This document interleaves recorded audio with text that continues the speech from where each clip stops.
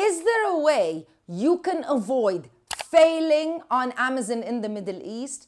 And are there certain products that you should absolutely avoid selling on Amazon in the UAE or KSA? If that's information that's important for you, then just keep on watching.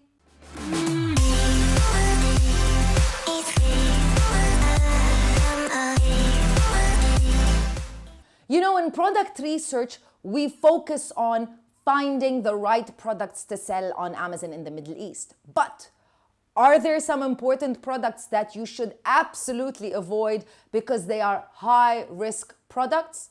Of course there are, and that's what I'm going to be revealing in this video. However, if this is your first time watching a video on this channel, hi, I'm Crystal, I'm an Amazon seller, and I'm the founder of Amazon Sellers Society Middle East.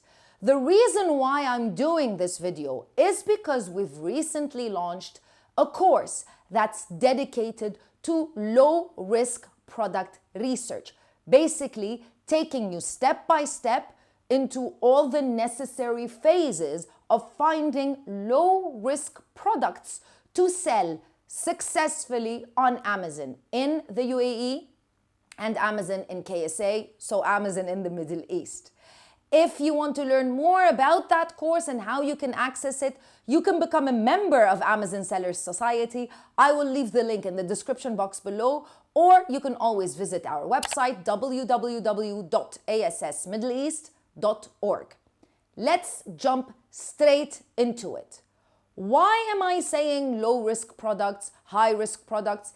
Am I worried about Amazon? Should you be worried about Amazon? Is Amazon a scary place? Might you lose your money?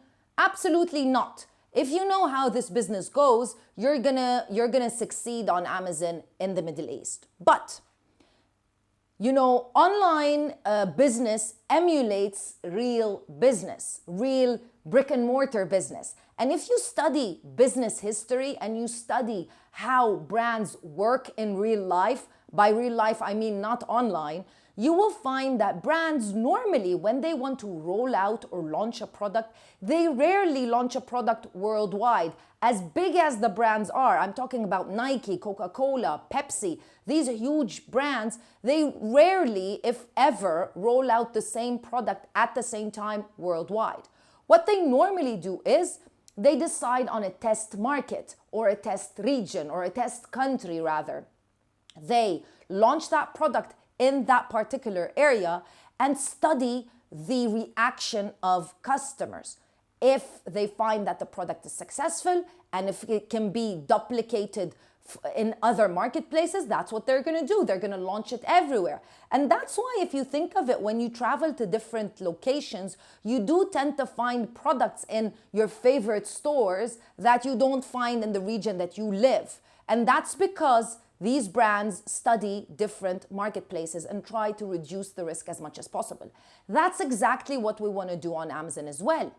I don't want you to be worried or afraid that you're gonna lose your money, but if you can sell low-risk products, why would you risk selling risky products? I've said risk like 100 times in this video already. So why would you sell products that you're not certain are gonna succeed?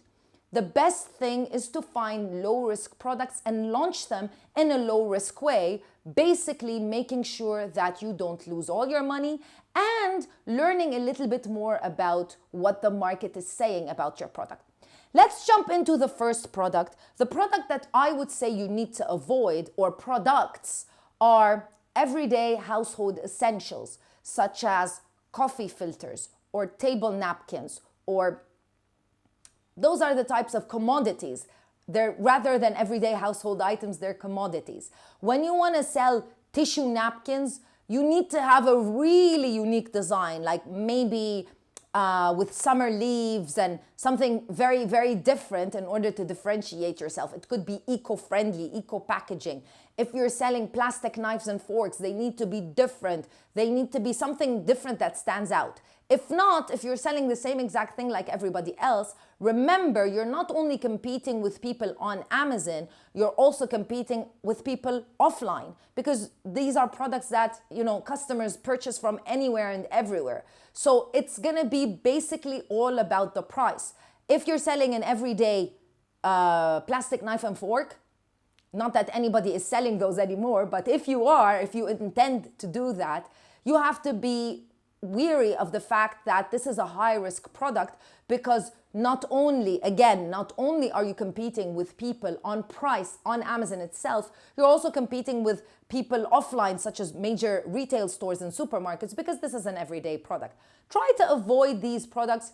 Try to find products that are different and that can differentiate you as a seller and you as a brand creator. Product number 2 to avoid: products that have a lot of variations. I know you've heard me, if you've watched a few videos on this channel, you hear me talk about variations all the time. It's not bad to have 1 or 2 variations, but some people have 20 variations. By variations, I mean products that differ, same product, but differs in color and size and all of that. It's great to give your customers options, of course, but also it's gonna be detrimental to your bottom line, because you're gonna be spending all your money on those variations. And when you do product research, you're gonna find out that all these variations are actually linked to one BSR, which means when you analyze these products on Amazon, you don't know which variant is selling more than the other. You think all of them are selling the same exact quantity. However, that's obviously not possible. So you're not going to be able to determine if the red color, for example, is more successful than the white color or the black color. So it's going to be a little bit tough for you when you do place your order. So when you have a huge amount of variance, that means all your money is tied up in stock on Amazon, in products on Amazon, which you don't really know which product is going to be more successful than the other. So try to avoid products that have a lot of variations, because a lot of variations mean that you're going to be taking a higher risk. Product number 3 would be, that's the classic product, that is a high-risk product. Product number 3 would be products that have high MOQs. You will find when you start talking with suppliers on Alibaba is that most of them don't want to give you low MOQs. By MOQs, for those who don't know, it's minimum order quantity. So you might be looking to purchase around 200 units in the beginning, because again, you need to test your market and make sure your product is going to be successful before you order big quantities and roll out your product massively. But you might find that these Alibaba suppliers aren't willing to budge under the 500 MOQ, for example. Now, would you or should you take the risk? In my opinion, you shouldn't, because especially if this is your first time selling on Amazon and you don't have any previous experience. By experience, I mean you don't really know how to read the Amazon customer if that product is going to be successful, yes or no.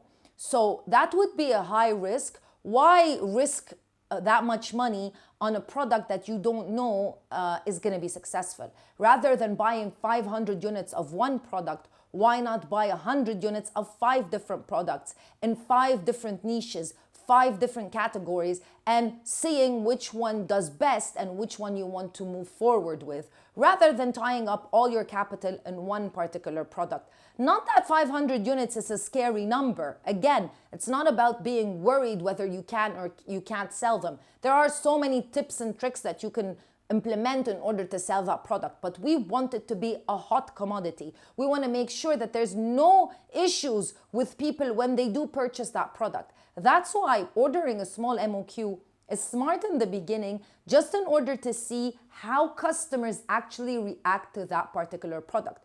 Because as much research as you do, as many samples as you order, and as many friends and family you ask about that particular product, you're really not going to get the data until the product is on Amazon and Amazon customers start to purchase that product. That's when you're going to get real market feedback. And that's what you need in order to decide whether you should make any changes with that product, or you need to move forward, or you need to forget it altogether. So again, don't work with suppliers that aren't willing to budge.